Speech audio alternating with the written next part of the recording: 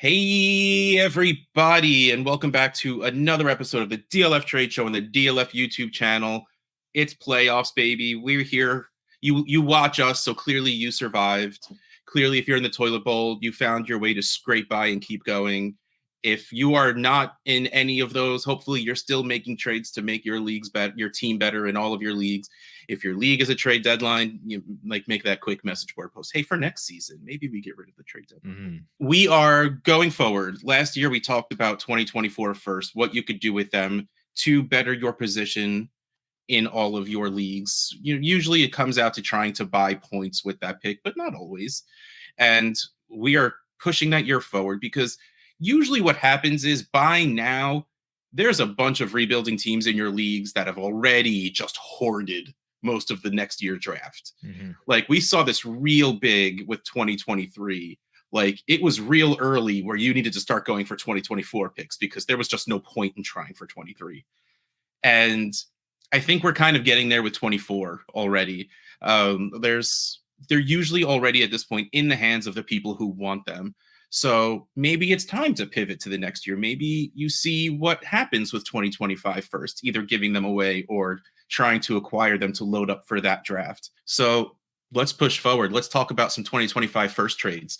First, we have quarterback trades, 12-team super flex. It was a little bit of a big boy. Here we go. Bryce Young, 25 first, 24 second, and Keaton Mitchell for Kyler Murray and Raheem Mostert.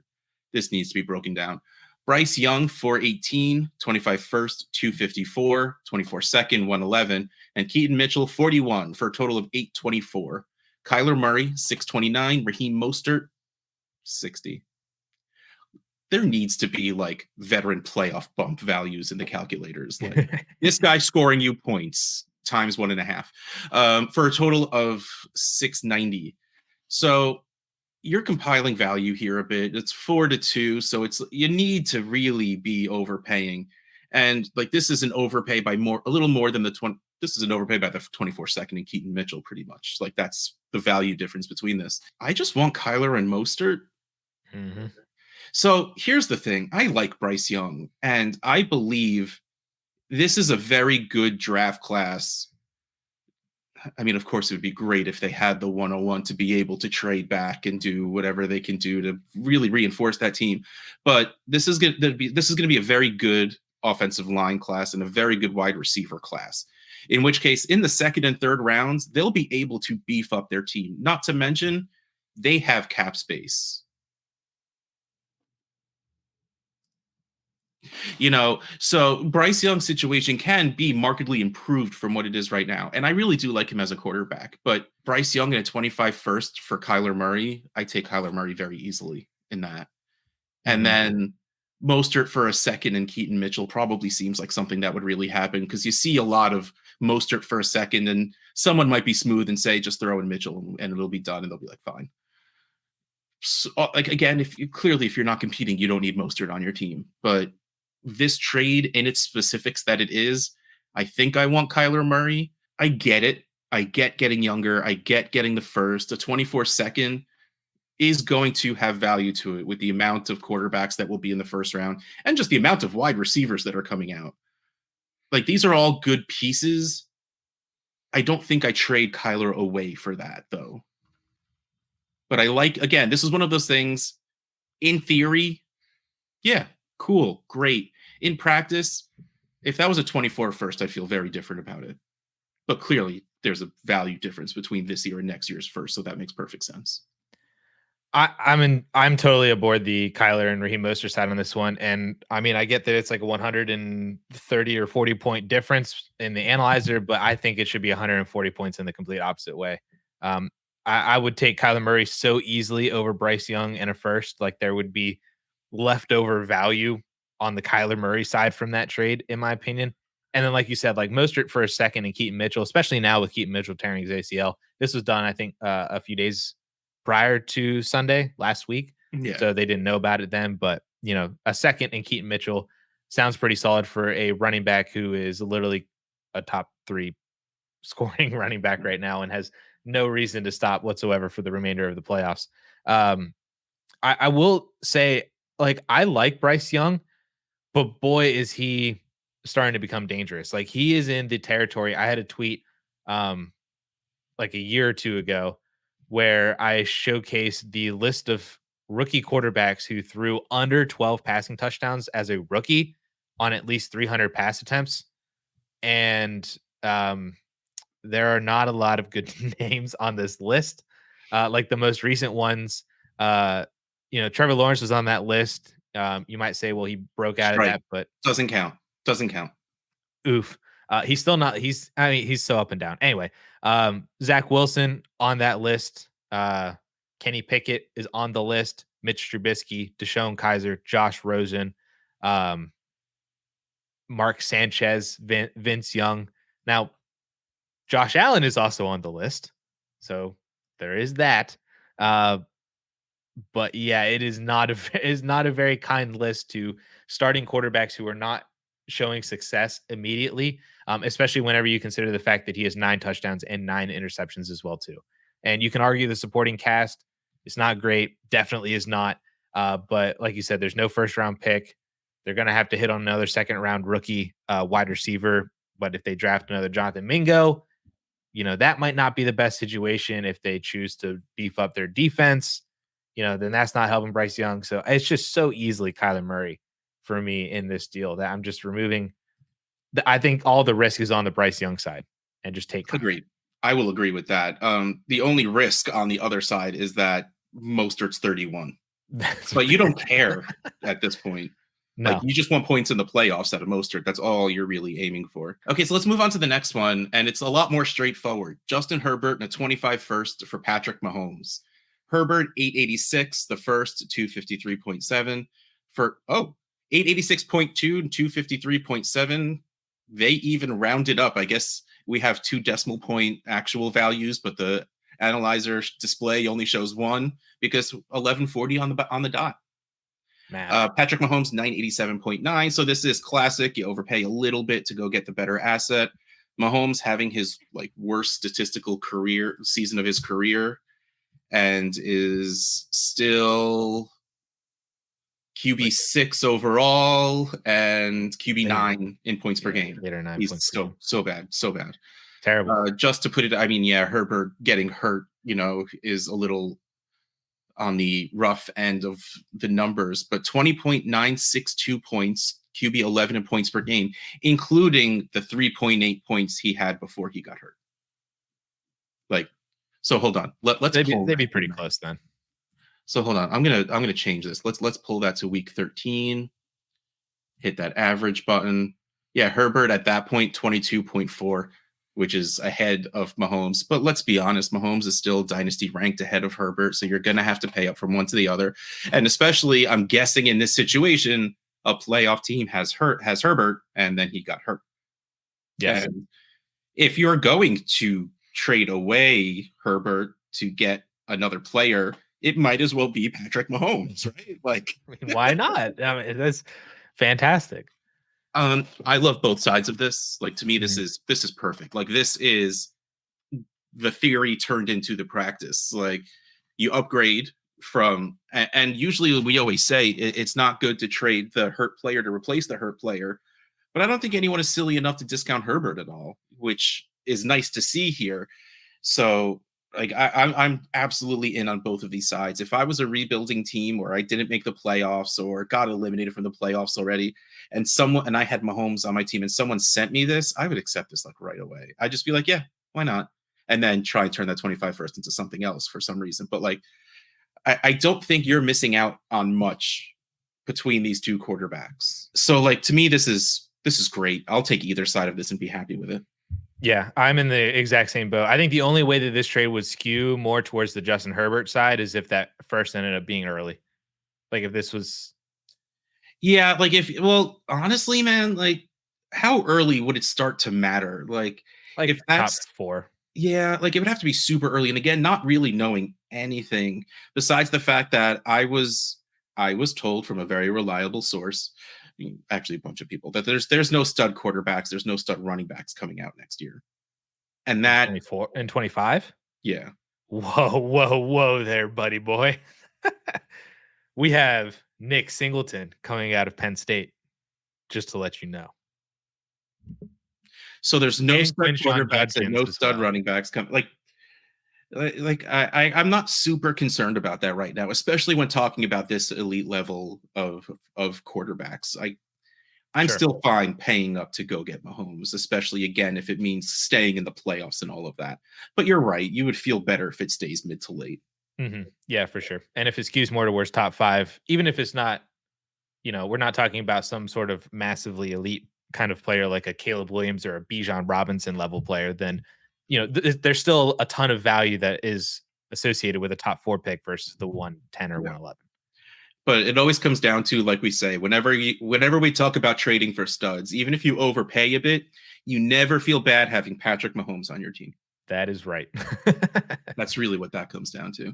So let's move on to running backs.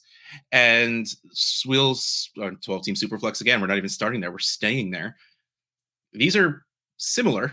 So let's just lump them together, right?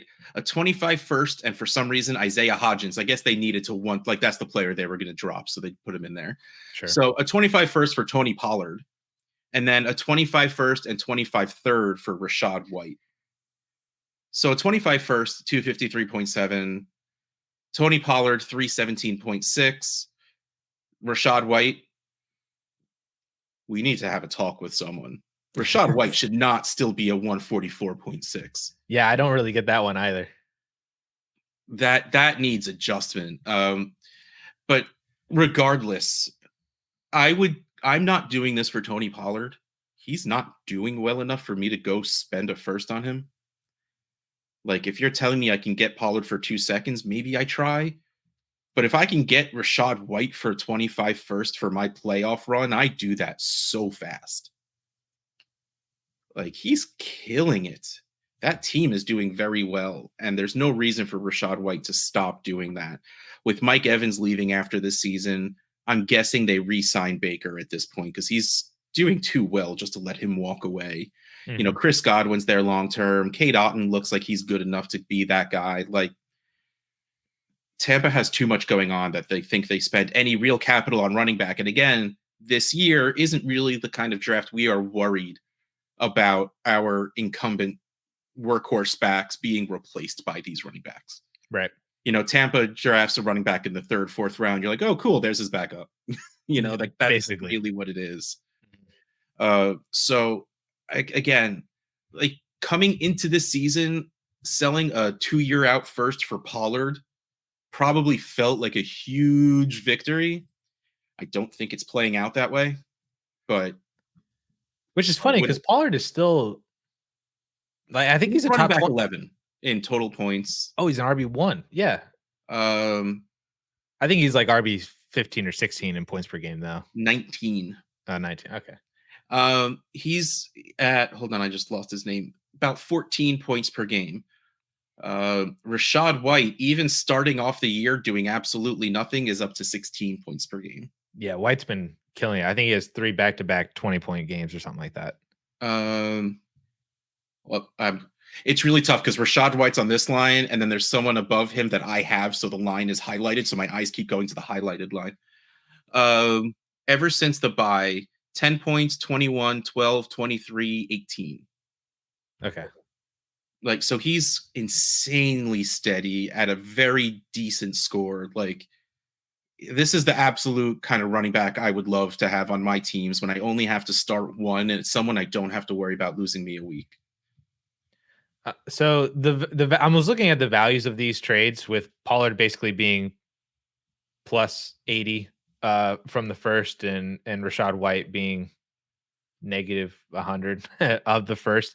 That's based on Superflex November ADP. We don't have December Superflex ADP up yet, but in December 1 quarterback ADP, these are actually flipped. Rachaad White is the RB11 and Pollard is the RB16. So if you want to just kind of make that value swap where maybe Pollard's 350 or Pollard is, 150 and Rachaad White is 350, then maybe that's a more accurate adjustment of these values. And to where then I would, yes, agree that I would take a 25 first over Tony Pollard, but I would be willing to trade a 25 first for Rachaad White. I'm typically not a trade a future first for a running back kind of guy, but Rachaad White has given me enough confidence in his situation and performance that I would be willing to make that move. Like, I feel like he is worth being a top 12, if not borderline top 10 dynasty running back. Yeah, like you're going to get one more year out of White and trade. Like that's really what I'm looking for if I'm trading a first for a running back. Give me what the rest of this season and then at least one more year. That's like Could I even be barely two. think He's got 2 more years on his rookie deal, so Yeah. they could just write out his rookie contract. And like that's what I think about normal players. Running backs, I would never dream of thinking that long, but like that feels realistic for Rachaad White, especially with the way he's playing. All right, so that's our running back talk for that. Let's push over to wide receiver, and these get a little more interesting. This first one is 12 team superflex as well, a 25 first and Marquise Brown for Jalen Waddle. 253.7 for the first, Marquise at 168.8. If he ever plays again, who knows? For total of 422.5, Jalen Waddle 558.6. This is so much Jalen Waddle. Like this feels like a really weird sell low. Like this happened before this past week's game, like so people didn't remember that Jalen Waddle was good at football, and just that they think that the Dolphins trying to get Tyreek Hill to break a record is a reflection on Waddle being bad. But Waddle's not bad. No. You know, it was like 7 or 8 catches for 142 yards and a touchdown this past week because they could. You know, like I firmly stand on the island that they are just trying to get Tyreek to break a record. They don't care about the offense. Like they're just Tyreek. He needs like 130 yards per game or something like that over the last 3 games. And I am here for it because I have Tyreek on a bye week playoff team. Me too. Let's go. But also speaking, I need Keenan Allen to get healthy and come back. Oh, okay. Man, I don't see a world this isn't Jalen Waddle. Like it would have to be a huge step up from Hollywood for me to even consider this trade. Yeah. I might have been labeled as a Hollywood or a Waddle hater after Ryan McDowell shared the new 1 quarterback ADP, the first round for December, and it had Waddle as the wide receiver 8 in ADP, and I quote tweeted it and I said, "Why is Jalen Waddle still a top 10 dynasty wide receiver?" He's awesome. He is very good, but it's just he's lost targets ever since Tyreek's come to town, and he's still got like 2 more years with Tyreek. So I view him. I don't view him like how he was coming out as like after his rookie season and stuff like that. And so I don't view him as like Amon-Ra St. Brown, Garrett Wilson, what I hope Chris Olave can kind of turn into. I view him as the inconsistent wide receiver 2 because of his play style and the fact that he's not the wide receiver 1 on his team. So that was not an indictment of Waddle. It's just more of his usage. Like I view him as Devonta Smith. I view him as T. Higgins, which is still fantastic.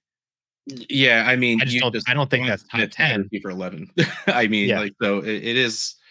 See, the reason last year wasn't like this though, and I really firmly am standing on the fact that they just want to get Tyreek the record. Like, well, he was insanely efficient last year. Like that efficiency was not holding. Yes, it was. No, it was insanely efficient last year, dude. That's just how good he is. But regardless, like. I'm at this point, I'm just arguing for the sake of arguing. Like, besides the fact that the analyzer is showing that this is in favor of Waddle, going against the idea you're supposed to overpay for the better asset, this is really, really, really far off of me. And I do believe in Waddle. He's one of my favorite wide receivers. He's one of my most rostered wide receivers. So even putting that bias aside, and even if you drop Waddle, he's like Addison said, he's the wide receiver 8 in December 1 QB ADP. Mm-hmm. Drop him to that 12 to 14 area. He's the wide receiver 2 on his team. Like Addison said, his targets and efficiency has gone down. Sure. Don't care. Still believe it should take more than a 25 first. And I mean, yeah, Marquise is only 26 at this point, but he's probably not playing the rest of this season. And the Cardinals are getting T. Higgins next year, so it's just going to take away from Marquise again. It needs to be a lot more for me to think about this trade. 100% agree. I was saying all of that as saying I think we should drop Waddle and ADP, but I would still very easily make this trade. Like if you replace Waddle with Garrett Wilson, Chris Olave, Brandon Ayuk, Devonta Smith, Stephon Diggs, DK Metcalf. I just listed wide receivers 7 through 13 in ADP so easily. That wide receiver. I would do this for Puka. I would do this for Jordan Addison. I would do this for Michael Pittman. Like I just went down to wide receiver 16 now. Yep. Like, this is very easily the Jalen Waddle side, no matter if you have him as a top 10 dynasty wide receiver or not. Hold on, I need to keep scrolling down. All right, so I would do it for Tank Dell. I would do it for JSN. I mean, we hit wide receiver 19 at like Nico Collins. I don't think I would. Zay Flowers, probably not. I might for DJ Moore. I'd do it for DJ Moore. I might do it for London, and I would do it for T. Higgins. Yes. Right now, I might do it for Deebo Samuel to win the championship because he's going nuts.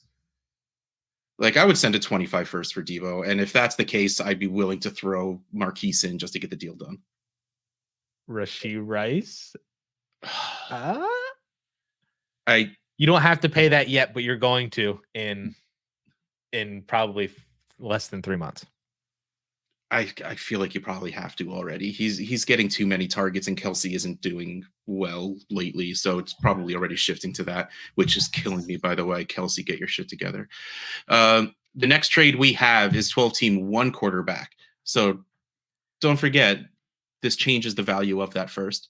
25 first. This is like the Keaton Mitchell show. Here we go. 25 first, Keaton Mitchell and Rondale Moore. So 25 first for DJ Moore. The 25 first in 1 QB is 283. Keaton Mitchell, 81. Rondale Moore, 41 for a total of 405. DJ Moore, 479.1. We were willing to do this with a super flex 25 first. Definitely willing to do it with a 1 QB first.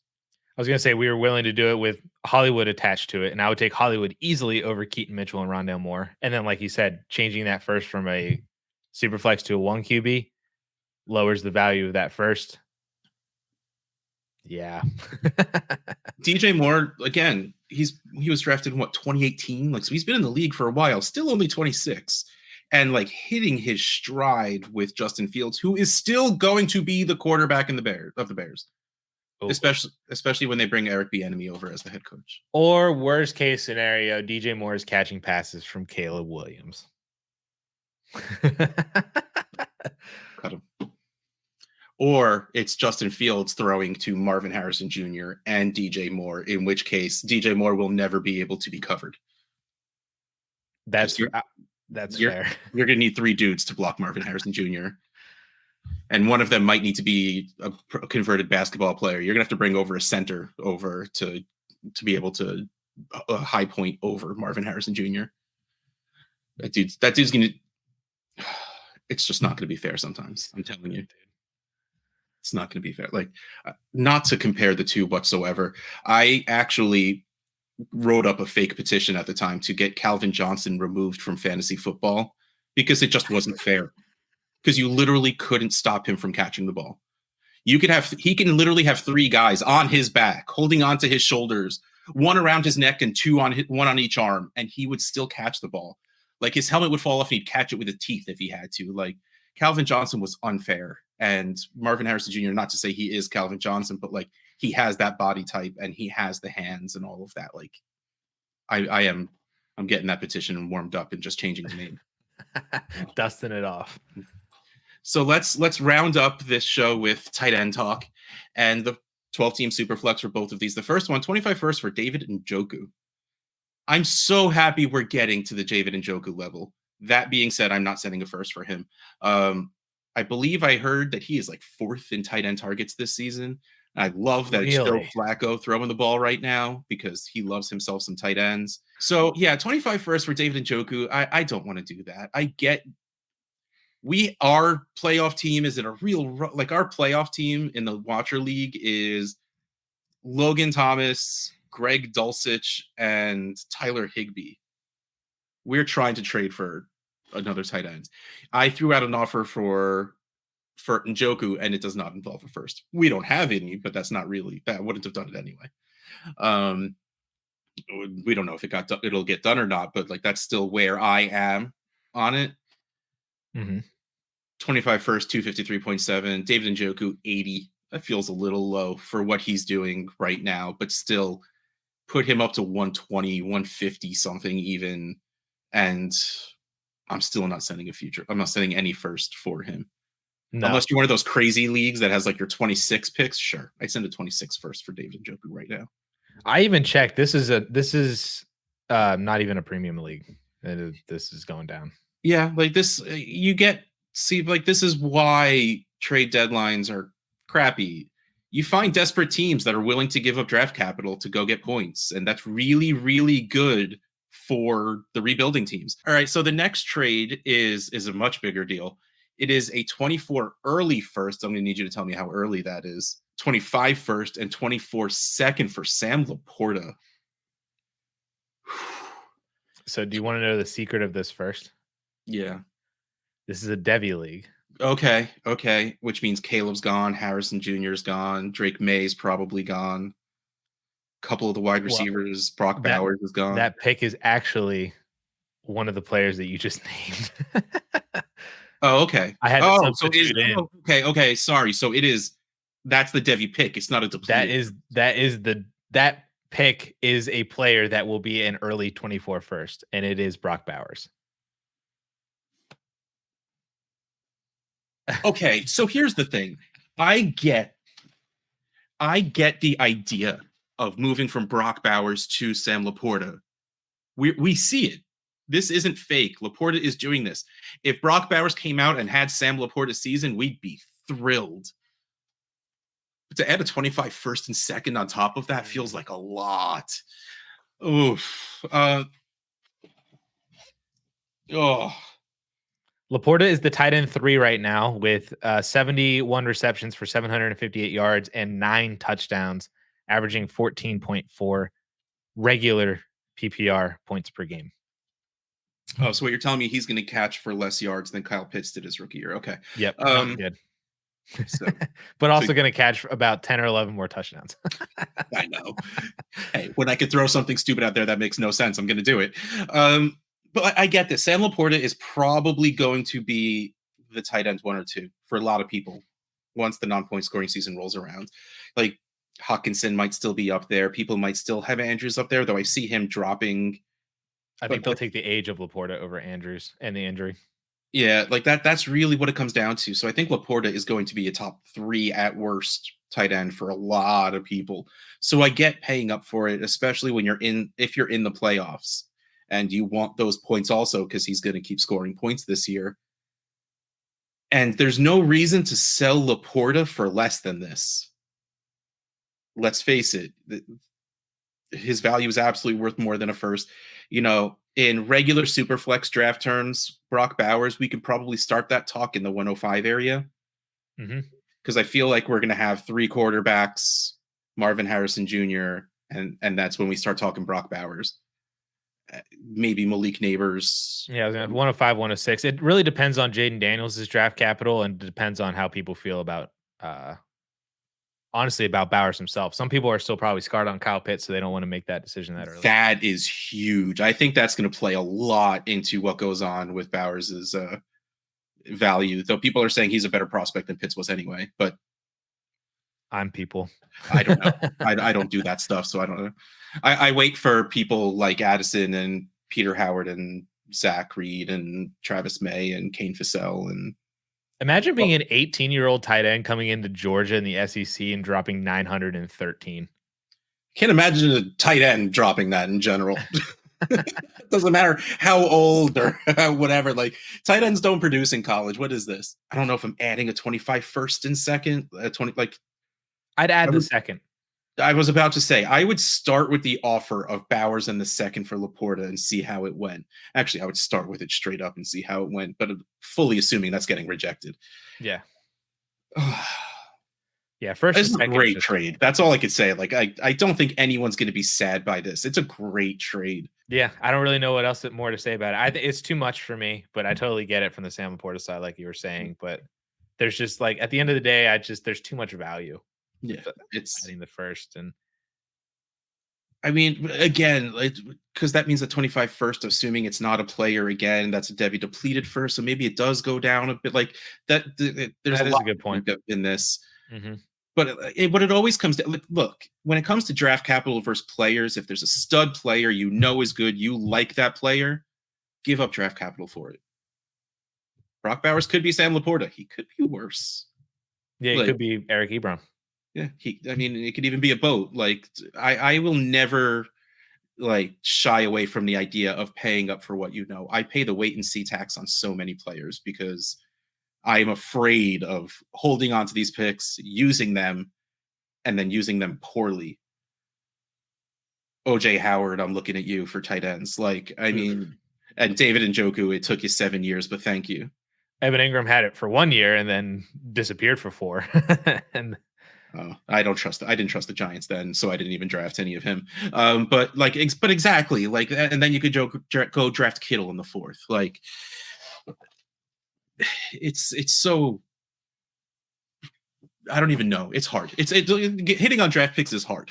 Like that's the simplest way to put it. So if you can overpay a little bit what it feels like in draft capital to go get a player that you believe in and you know is good and has shown that they're good, go for it. Overpay a little bit. Who cares? But on that beautiful note, we're going to tie a bow on this episode of the DLF Trade Show, the DLF YouTube channel. Russ Fisher, Dynasty Outhouse, Addison Hayes, Adam Mays, Hayes _. We'll catch you next time.